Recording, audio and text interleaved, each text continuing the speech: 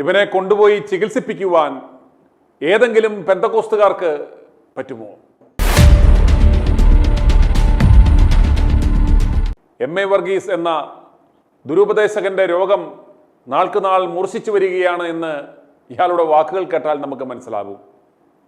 ഇയാളുടെ മുന്നിൽ പോയിരുന്ന് ഇദ്ദേഹത്തിൻ്റെ വെളിവില്ലായ്മ കേൾക്കുന്നവരുടെയും ഇയാളെ കാശ് മുടക്കി പ്രസംഗിപ്പിക്കുവാൻ വിളിച്ചുകൊണ്ട് പോകുന്നവരുടെയും ആ നിലവാരം നിങ്ങളൊന്ന് ആലോചിച്ച് നോക്കുക. വർഗീസ് ചേട്ടൻ്റെ മക്കളോടാണ് പറയാനുള്ളത്, ഇപ്പോൾ നിങ്ങളുടെ അപ്പനെ നടത്തിക്കൊണ്ടുപോയി ചികിത്സ കൊടുക്കാവുന്ന ഒരവസ്ഥയിലാണ്. കുറച്ചുകൂടി കഴിഞ്ഞാൽ നിങ്ങളുടെ കുടുംബക്കാർ മാത്രമല്ല, നിങ്ങളുടെ പൈശാചിക സഭയിലെ മുഴുവൻ അംഗങ്ങൾ കൂടി പിടിച്ചുകൊണ്ട് പോകാൻ ശ്രമിച്ചാലും സാധിക്കില്ല എന്ന് മനസ്സിലാക്കുക. പതിവ് ഗുളിക കഴിക്കാതെ എം.എ. വർഗീസ് എന്ന പാച്ചർ ഏതോ അപ്പാവികളുടെ മുന്നിൽ നടത്തിയ ഒരു പ്രസംഗം കേൾക്കുക. ഇത് കേട്ട് ചിരിച്ചിരിച്ച് ഉളുക്ക് വീഴുകയോ അന്ത്യം സംഭവിക്കുകയോ ചെയ്താൽ ഞങ്ങൾ ഉത്തരവാദികളല്ല എന്നറിയിക്കുന്നു. ഞാൻ കണ്ടിട്ടുള്ള ഒരു യാഥാർത്ഥ്യം, കേരളത്തിൽ നിന്ന് മലയാള ഭാഷ സംസാരിക്കുന്ന പൈശാചിക വ്യാപാര ശക്തിയിൽ ഒന്നിനെ കർണാടകത്തിൽ വെച്ച് ഇറക്കി വിടുന്നത് ബുദ്ധിമുട്ടാണ്. പോകും ഇല്ല നല്ല പറഞ്ഞത് പോയി, പക്ഷേ അതിനേക്കാൾ എളുപ്പമാണ് കേരളത്തിൽ. ഇന്നതുപോലെ ഞാൻ ഓർക്കുന്നുണ്ട്, ഒരിക്കൽ ഫിജറായിൽ വെച്ച്, UAE-യിലുള്ള ഫിജറ എന്ന സ്ഥലത്ത് വെച്ച് നാട്ടുകാരെത്തി ഒരു അമ്മച്ചിക്ക് ഒരു ദുർഭൂതമിളയെ. ആ ദുർഭൂതത്തെ ഞങ്ങൾ അവിടെ വെച്ച് ശാസിച്ചു. 1-2 കാര്യങ്ങൾ ഞാൻ വിളിച്ചു പറയാം. 1-2 കാര്യങ്ങൾ. ആ ദുർഭൂതം ബാധിച്ചതായ ആ അമ്മച്ചിക്ക് വേണ്ടി പ്രാർത്ഥിക്കാൻ എന്നോട് ആവശ്യപ്പെട്ടു. അന്ന് ദുബായിൽ എനിക്ക് തോന്നുന്നത് ഏതോ ഒരു ചർച്ച് ആളിനെയൊക്കെ ഞാൻ ഓർക്കുന്നുണ്ട്, ഒരു ചർച്ചിൻ്റെ ഒരു കൺവെൻഷന് വേണ്ടി പ്രസംഗിക്കാനാണ് എന്നെ ദുബായിൽ വിളിച്ചത്. വൈകിട്ട് മീറ്റിംഗ് ആരംഭിക്കുകയുള്ളൂ, പക്ഷെങ്കിൽ ഫ്ലൈറ്റിൻ്റെ ടൈമിംഗ് അനുസരിച്ച് ഏർലി മോർണിംഗ് ഞാൻ അവിടെ എത്തണം. അങ്ങനെ ആ ഫ്ലൈറ്റ് അന്ന് പകൽ മുഴുവനും വിശ്രമമാണ്. ദുബായിൽ ചെന്ന് ഇറങ്ങിയ ഉടനെ എന്നെ വിളിച്ച പാസ്റ്റർ റോയ്, അദ്ദേഹം എന്നോട് പറഞ്ഞു, ബ്രദറെ, ഫ്യൂച്ചറായിൽ ഒരു വീട്ടിൽ വരെ പോയേ പറ്റത്തുള്ളൂ, അവിടെ ഒരു ചർച്ചിൽ ഒരു അമ്മച്ചിക്ക് വല്ലാത്ത ഒരു പ്രശ്നമുണ്ട്, ഒന്ന് പോയി പ്രാർത്ഥിച്ചാൽ പറ്റും. ഞാൻ പറഞ്ഞു, എൻ്റെ പൊന്നു റോയ് പാസ്റ്ററെ, ഒന്ന് ഉറങ്ങാനാണ് ഞാൻ വന്നത്. ഈ പകൽ ഉറങ്ങിയേച്ച്, കാര്യം കഴിഞ്ഞ രാത്രിയിൽ ഉറങ്ങിയതല്ല, പകൽ ഉറങ്ങിയേച്ച് പ്രസംഗിക്കാനാണ്. അദ്ദേഹം എന്നോട് പറഞ്ഞു, വണ്ടിയിൽ ഇരുന്ന് ഉറങ്ങിക്കോ, നന്നായിട്ട് ഉറങ്ങാം, കൊണ്ടുപോയിക്കോ, നല്ല വണ്ടിയാണെന്ന് പറഞ്ഞു. പക്ഷേ പോകാതെ നിവൃത്തിയില്ല. ഞാനവിടെ ചെന്നു. ഒരപ്പച്ചനും അമ്മച്ചിയും ഉണ്ട്. ഈ അമ്മച്ചിക്കാണ് ഭൂതബാധ. അമ്മച്ചി അവിടുത്തെ പ്രവാചകിയാണ്. അവിടെ ചെന്ന സമയത്ത് ഞാൻ ഇങ്ങനെ പറഞ്ഞു, ഈ വീടിനകത്ത്, ഈ വീടിനോട് ബന്ധപ്പെട്ട് ബാക്കി എത്ര പേരുണ്ട്, അവർക്കൊരു പ്രൊട്ടക്ഷന് വേണ്ടി ഞാൻ ആദ്യം പ്രാർത്ഥിക്കാം, അത് കഴിഞ്ഞ ശേഷം മതി അമ്മച്ചിക്ക് പ്രാർത്ഥിക്കുന്ന കാര്യം. അമ്മച്ചിയിൽ നിന്ന് ദുരാത്മാവ് അഥവാ വെളിയിൽ വരാൻ പ്രയാസമാണ്, കാര്യം അതിനെ ദൈവമാണെന്നും പറഞ്ഞ് താലോലിച്ച് വെച്ചിരിക്കുക. അങ്ങനെയുള്ള പാസ്റ്ററും സഭാംഗങ്ങളിൽ പലരും, കുടുംബാംഗങ്ങൾ ഒഴിച്ചാൽ ബാക്കി എല്ലാവർക്കും അറിയാം ഇത് പിശാചാണ്, ദൈവാത്മാവാണെന്നും കരിക്കാം. കുടുംബം മാത്രം പിശാചാണെന്നറിയാം. ഞാൻ പറഞ്ഞത് മറ്റുള്ളവരിലേക്ക് വരാൻ സാധ്യതയുണ്ട്. അതുകൊണ്ട് നിങ്ങൾക്കൊരു ഹെവി ദൈവ കാവൽ ആവശ്യമാണ്, അവർക്ക് വേണ്ടി പ്രാർത്ഥിക്കാമെന്ന് പറഞ്ഞു.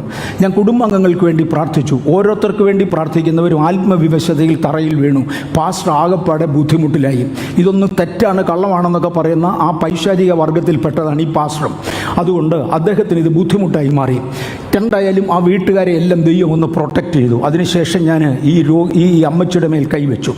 ഒന്നലറിക്കൊണ്ട് അമ്മച്ചി എഴുന്നേറ്റു വെച്ച് പറഞ്ഞു, എന്നെ എന്തുകൊണ്ട് പുറത്താക്കും? ഇവിടെ ഈ രാജ്യത്ത് തന്നെ പുറത്താക്കിയാൽ ഞാൻ എങ്ങനെ തിരിച്ച് എൻ്റെ നാട്ടിൽ പോകും?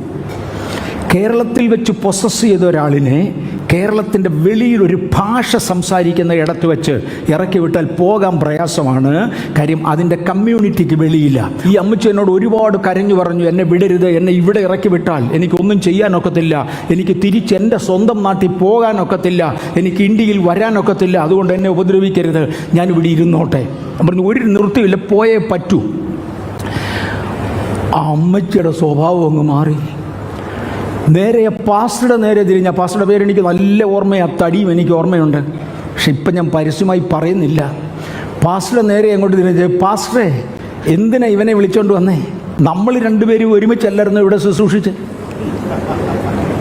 പാസ്റ്റർ പ്രസംഗിക്കുകയും ഞാൻ പ്രവചിക്കുകയും അല്ലായിരുന്നു ഇവിടുത്തെ ശുശ്രൂഷ. എന്തിനിവനെ വിളിച്ചോണ്ട് വന്നത്? ഇവനെ പറഞ്ഞു വിട്. എൻ്റെ നേരെ, ആ പാസ്റ്ററുടെ നേരെ. പാസ്റ്ററെ വിറയ്ക്കാൻ തുടങ്ങി. പരസ്യമായി ഇത് പറഞ്ഞതല്ലേ അമ്മച്ചി? രണ്ടായാലും അമ്മച്ചിയിൽ നിന്ന് ഭൂതത്തെ പുറത്താക്കുമ്പോഴാണ് ഭൂതം എന്നോട് ഒരു വാചകം പറഞ്ഞു, ഞാൻ വിട്ടുപോകാം, എന്നേക്കും അല്ല, ഞാൻ തിരിച്ചിവരിൽ പ്രവേശിക്കും, ഇവരെ ഞാൻ ഇന്ത്യയിൽ കൊണ്ടുവരും, എന്നിട്ട് ഞാൻ പൊക്കോളാം, ഈ രാജ്യത്ത് എന്നെ വിട്ടാൽ എനിക്ക് പോകാനൊക്കത്തില്ല. പറഞ്ഞു യേശുവിൻ്റെ ആദ്യം പോ പിശാചേ എന്ന് പറഞ്ഞ ഒരു ദൈവത്തിൻ്റെ കരുണയാൽ അന്നേരത്തേക്ക് അമ്മച്ചി സ്വതന്ത്രയായി. അമ്മച്ചിയിൽ നിന്ന് ഭൂതം വിട്ടുമാറി. ഒരു ദിവസം ചൊവ്വാഴ്ച വൈകിട്ട് നമ്മൾ ബൈബിൾ ക്ലാസ് എടുത്തുകൊണ്ടിരിക്കുമ്പോൾ, ഗംഗാനഗറിൽ വെച്ച് ഒരു ദിവസം ചൊവ്വാഴ്ച വൈകിട്ട് ബൈബിൾ ക്ലാസ് എടുത്തുകൊണ്ടിരിക്കുമ്പോൾ താണ്ട അപ്പച്ചനും അമ്മച്ചിയും മുന്നേ ഇരിക്കുന്നു. അവർ രണ്ടുപേരും കേരളത്തിൽ നിന്ന് വന്നിട്ടുണ്ട്. ഞാൻ ചോദിച്ചു എന്ത് പറ്റി, എങ്ങനെയാണ് വന്നതെന്നൊക്കെ ചോദിച്ചവൻ പറഞ്ഞു, പാസ്റ്ററേ ഞങ്ങൾ ഇവിടുന്ന് എന്തോ TT അടിച്ചെന്നു അങ്ങനെ ഏതാണ്ടാ പറയുന്നത്, ഫൈനലി ഇഞ്ഞ് പോരുകയാണ് ദുബായിൽ നിന്ന്, ഇനി UAE ഇല്ല, അവിടുന്ന് സ്ഥിരമായിട്ട് ഇഞ്ഞ് പോരുകയാണ്.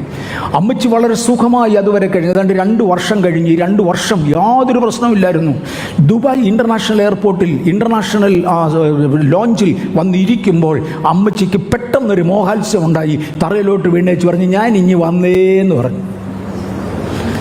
തിരിച്ച് ഫ്ലൈറ്റേ കയറി ഇന്ത്യയിലെത്തി.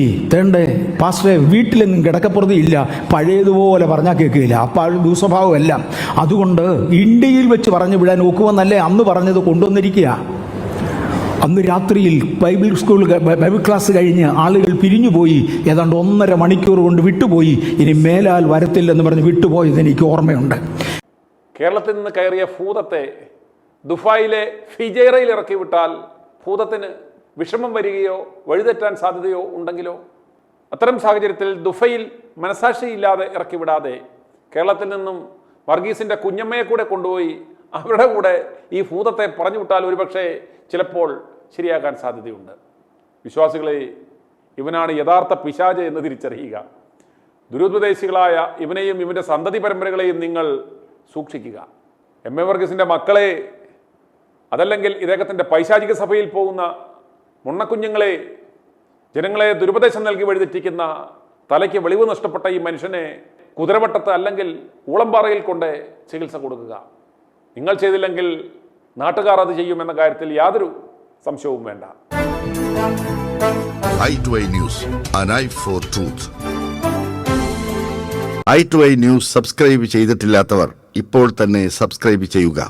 നോട്ടിഫിക്കേഷൻ ലഭിക്കുവാൻ ബെൽ ബട്ടണും അമർത്തുക.